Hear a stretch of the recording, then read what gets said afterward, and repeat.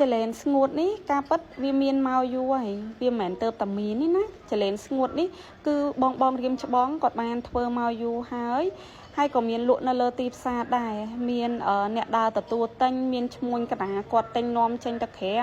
អ្នកខ្លះទៅក៏គាត់លក់នៅក្នុងស្រុកខ្មែរមានបងគាត់ទិញតាមភូមិអីអញ្ចឹងណាហើយក៏មានអ្នកបើកតាមផ្ទះបើកជាមកភ្ជុំឬក៏បើករបៀបខ្នាតធំគឺមានច្រើនមិនមែនអត់ទេប៉ុន្តែគ្រាន់តែវាអត់សូវផ្ទុះអញ្ចឹងអ្នកទាំងអស់គ្នាអត់សូវដឹងនៅពេលដែលខ្ញុំធ្វើទៅគឺវាផ្ទុះអ្នកទាំងអស់គ្នាចាប់អារម្មណ៍ថាមុខរបរនេះគឺវាថ្មីប៉ុន្តែសម្រាប់បងដែលគាត់នៅខាងកំពង់ធំកំពង់ឆ្នាំងគឺគាត់អត់គិតថាវាថ្មីទេព្រោះដោយសារវាមានមកយូរហើយក៏មានបងជាច្រើនដែលគាត់ខមមិនថាវាអាចយកទៅធ្វើក្រែមលាបមាត់ចាអាហ្នឹងគឺត្រូវមែនតែនហ្មងគឺវាអាចយកទៅធ្វើក្រែមលាបមាត់ហើយជាប្រភេទម៉ាក់ប្រែនល្បីទៀតដែលគេយកវត្ថុធាតុដើមហ្នឹងទៅប្រើគេមិនយកមកផលិតនៅក្នុងស្រុកខ្មែរប្រើសម្រាប់ក្រែមថោទូទៅនៅលក់តាមទីផ្សារណាគឺអត់ទេអ្នកទាំងអស់គ្នាដោយសារតែវត្ថុធាតុដើមវាគឺមានតម្លៃថ្លៃ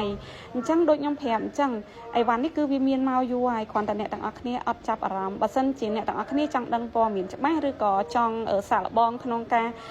បើកអាជីវកម្មនេះអាចតាក់ទងមកខ្ញុំបានអរគុណច្រើនសម្រាប់ការតាមដាននិង follow អរគុណ